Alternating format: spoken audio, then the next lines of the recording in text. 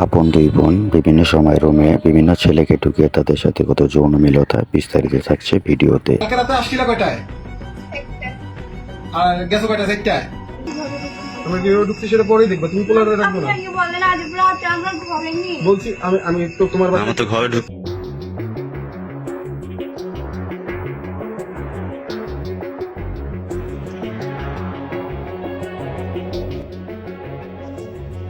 ঘড়ির কাঁটায় ঠিক 2টা বাজে।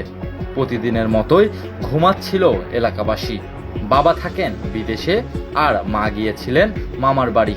ঠিক তখনই এলাকাবাসী টের পেয়ে যায় এক ভয়াবহ ঘটনা।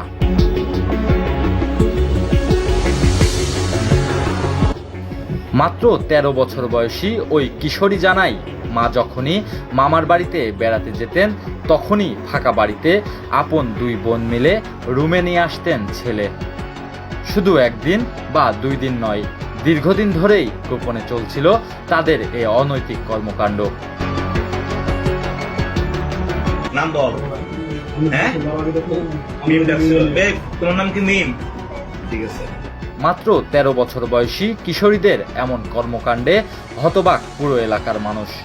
যে বয়সে হাতে থাকার কথা ছিল বই খাতা, সেই বয়সেই তারা লিপ্ত হয়েছেন অসামাজিক কর্মকাণ্ডে।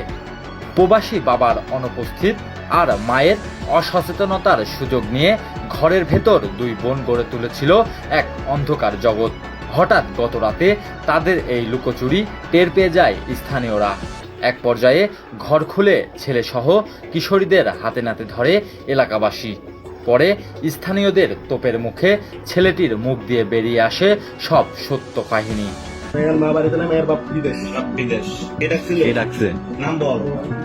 হ্যাঁ, মিম ডাকছিল। বেগ, তোমার নাম কি মিম? ঠিক আছে। ওই কিশোরী জানায়, যেদিন বাড়িতে তারা একা থাকতো ছেলেটি রাত 1টার দিকে আসতো আর ভোর 4টার দিকে চলে যেত। কালকে রাতে আসছিলা কয়টায়? আর গেছো কয়টায়? চারটায়?